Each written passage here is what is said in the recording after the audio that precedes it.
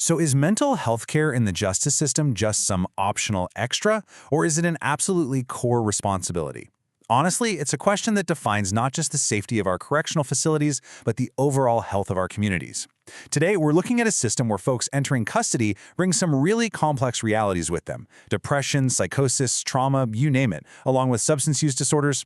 We're talking about a super high-stakes environment where ignoring public health, yeah, that's just not an option. Welcome to This Explainer.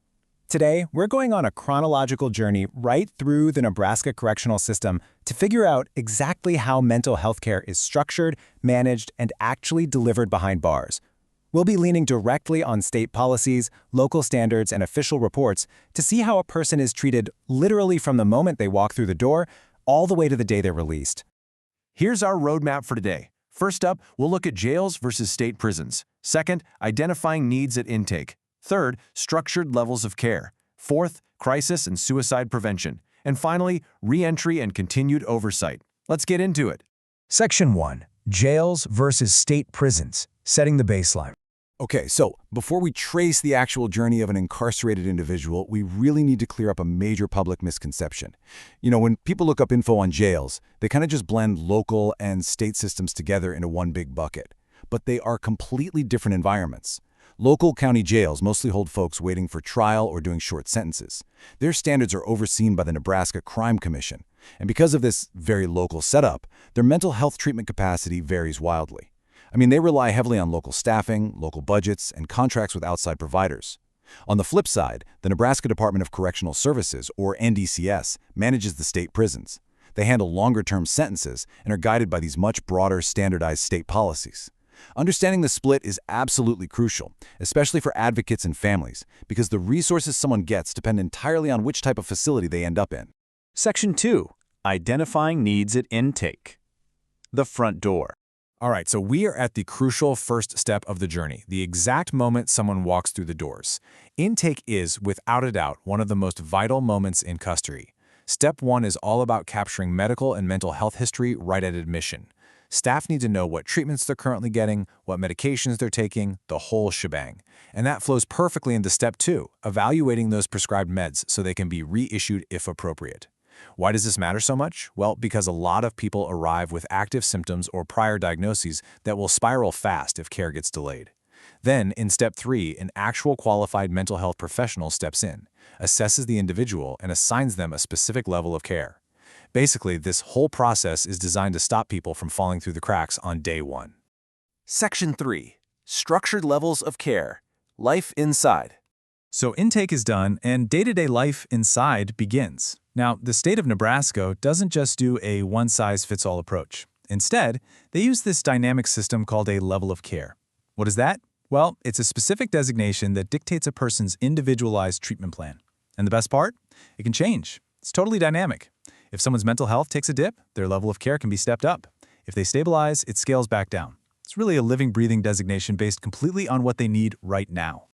To make that happen, NDCS policy lays out multiple tiers of care. At the absolute highest intensity, you've got acute or crisis stabilization services. This might even involve specialized housing options like acute mental health units or restrictive housing if it's clinically necessary.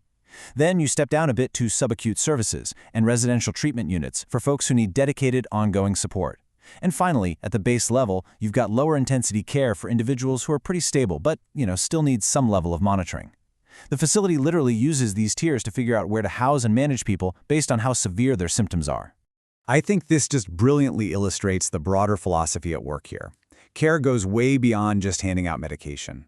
We're talking ongoing clinical assessments, counseling, safety planning, and really tight coordination among the health staff. What's more, NDCS actually lists mental health services right alongside things like education and pro-social activities as part of their rehabilitative offerings. It shows Nebraska is increasingly framing behavioral health care not just as some reactive medical handout, but as a core pillar of a person's overall rehabilitation. It's a real shift in perspective. Section 4. Crisis and suicide prevention. When things escalate. We have to pivot now to the absolute highest stakes reality of this explainer, managing acute psychiatric emergencies. The source material puts it perfectly. Jail and prison environments can intensify mental illness because of stress, isolation, uncertainty, and separation from family or community support. We really have to objectively acknowledge that. The physical and psychological environment of being locked up inherently makes mental illness worse. Once we acknowledge that, it builds the empathy we need to understand exactly why robust, immediate policy solutions aren't just nice to have, they are strictly required.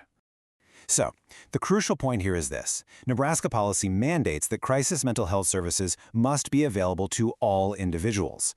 It literally doesn't matter what tier or level of care they were assigned at intake. If someone who has been perfectly fine and stable on a low-intensity tier suddenly experiences a psychiatric emergency, boom, they have immediate, mandated access to crisis intervention, no questions asked.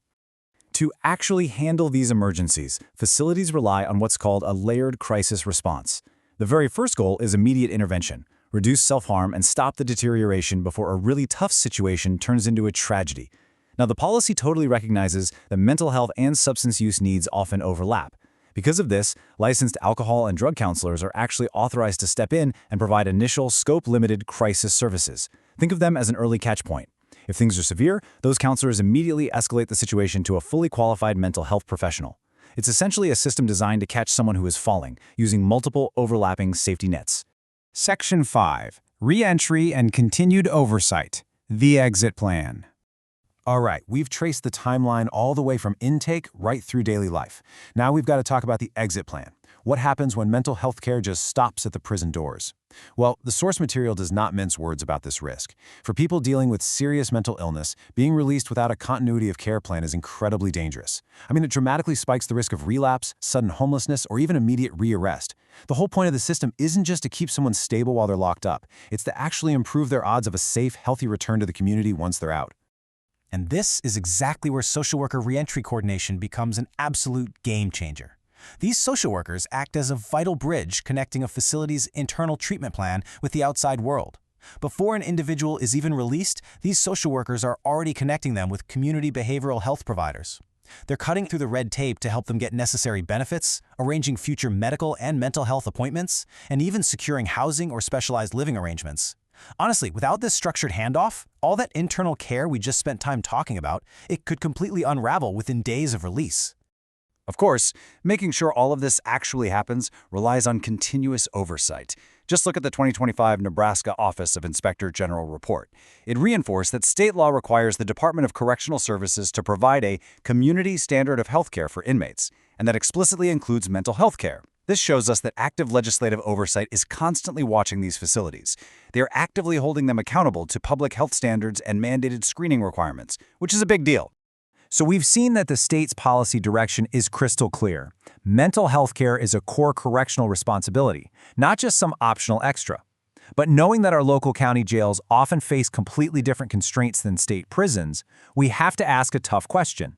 If this care is a core responsibility, how will communities hold their local facilities accountable when resources and staffing fall short? Understanding the policy framework we covered today is your very first step toward advocating for better outcomes in your own community. Thank you so much for joining me for this explainer. Keep asking those tough questions and keep learning. Catch you next time.